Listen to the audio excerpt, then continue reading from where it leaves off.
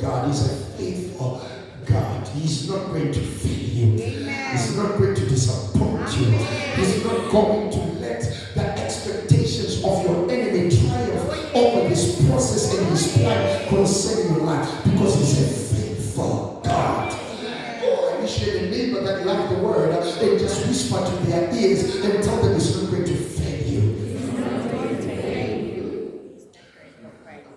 As we entertain the scripture that we've read, it's very imperative for us to understand the author of this particular scripture.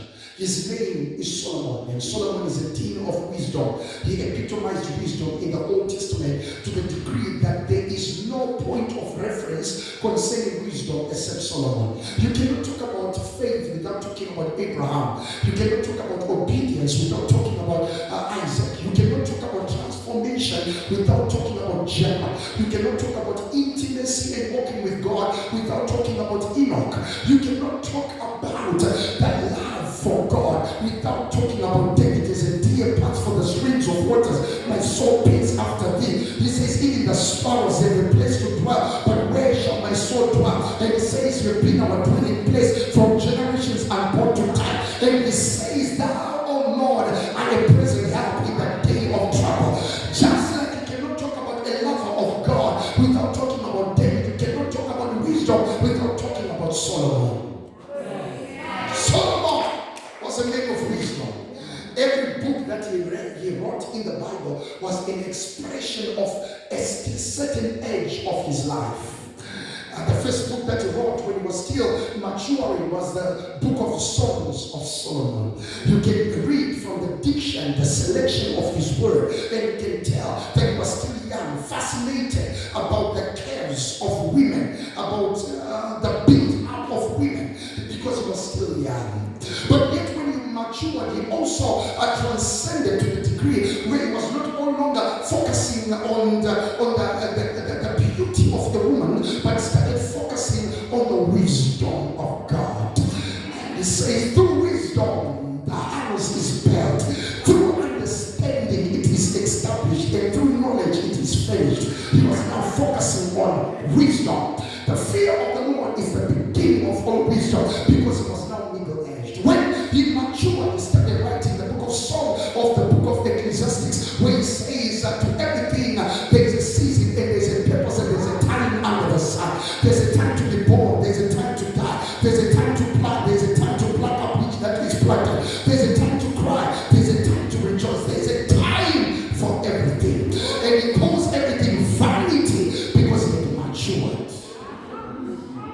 Solomon writes the book of Proverbs, and when he writes the book of Proverbs, he wants to bring our attention to the character and the nature of God.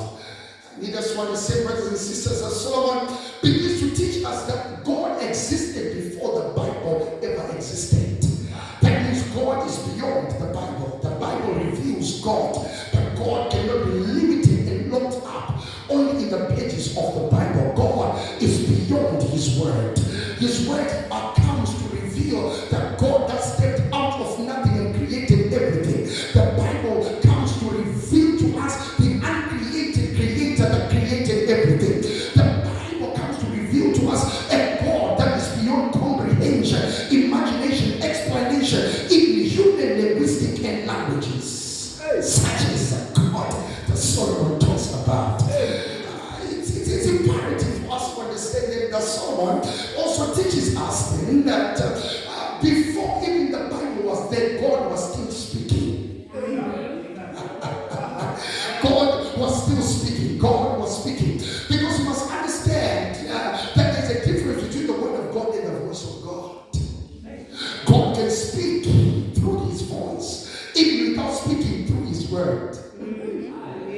I don't know. Are you excited here? Can we go in further? Can we go in further? We're very fast. Studying the word of God, He begins to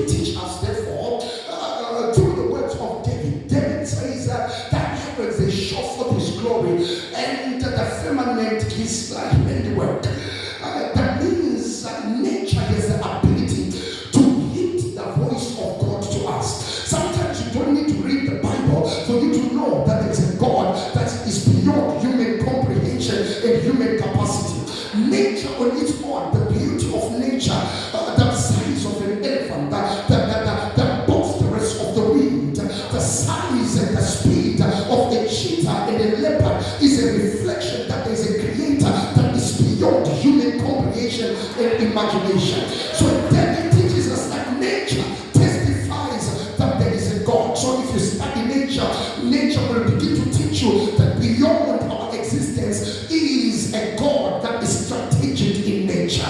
Our God is a strategic God. We touched it last week. Our God is a strategic God. He's a God that created everything into detail because he's a God of strategy.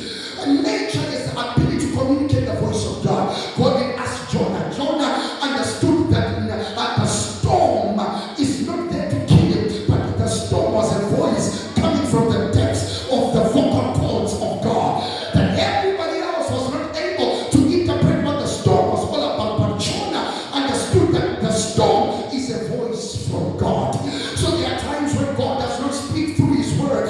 There are times when God will not send a prophet. There are times when God will speak to you through nature.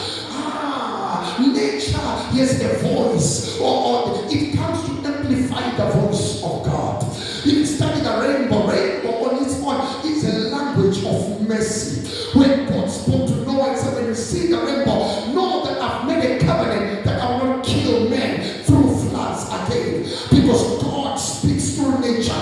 The very fact, Mr. Kumbe, that we can look at the lilies and see how God clothed them. Yet they do not have a tailor, they do not have a designer, but yet still the Bible says they are more dressed, more than Solomon in all of his days. It shows you how faithful God is. If God can dress the lilies, he can still put clothes on your body.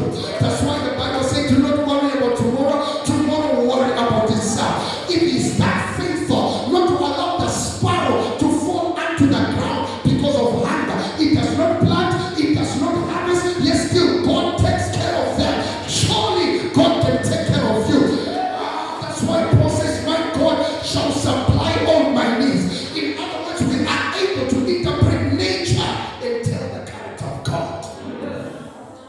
He can provide for a bed, he can provide with feast. If he can provide through, beds don't feed human beings. Human beings feed beds.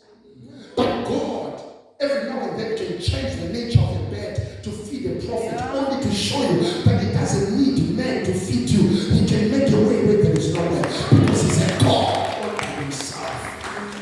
God all by himself. God all by himself. David understood that nature is the ability to preach to him. David, remember, he did not have the Bible. David had only the 5 books of Moses, the Pentateuch.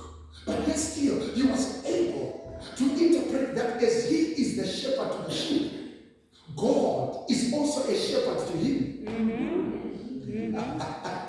As the sheep is dependent on the shepherd, even David is saying, I'm dependent on you.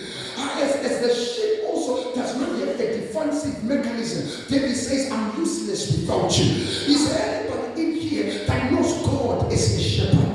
That when things were falling apart, he appeared and came through for you. Have you ever been disappointed by men that the only source that you had as a point of reliance was no one else but God?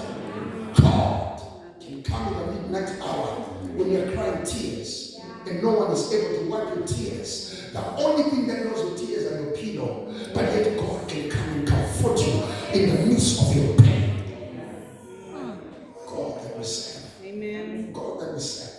He's an awesome God. He's an awesome God. He's an awesome God. You cannot teach him anything because he's an omniscient God. That means he knows everything. So there's nothing that you can teach him because he knows everything. You cannot take him somewhere because he's omniscient. He's omnipresent. That means he's everywhere. So there's no place that he is not. David says, even though I take the wings of the morning and go to hell, thou art there. Because even for hell to be hell, God has to be available. God. You cannot do anything for him because he's omnipotent. He's powerful all by himself. He doesn't need help from any man. Sometimes he doesn't even need your PhD in order for him to be God over your life. He can job that goes beyond your qualification. I wish I could prophesy to some people here. Stop limiting God to your qualification, because your God can bless you beyond your qualification. You see, beyond your qualification. That's the God that you serve. It's beyond human comprehension. Nobody can explain it. Yet the Bible says, let him that has an ear hear what the Spirit says unto the church. What does it mean? It means that God speaks sometimes in ways that will take discernment for you to hear. Yeah. You see, sometimes God might try to get your attention by making sure that the car that you want to use to go for a journey, that car has a problem. Only to try to communicate to you that stop this journey because there's an accident waiting for you. Oh, yeah. So you must be able to hear the voice of God in nature and on things around you. When we see a donkey Balaam refusing to operate based on his character and his training, it's a sign that that donkey is trying to communicate to you. But the problem is you are too deaf to hear the voice of God. So God speaks. God speaks. But the problem is, do you have an ear to hear? The very fact that the Bible says, let him that has an ear hear, that tells you not everyone has an ear to hear.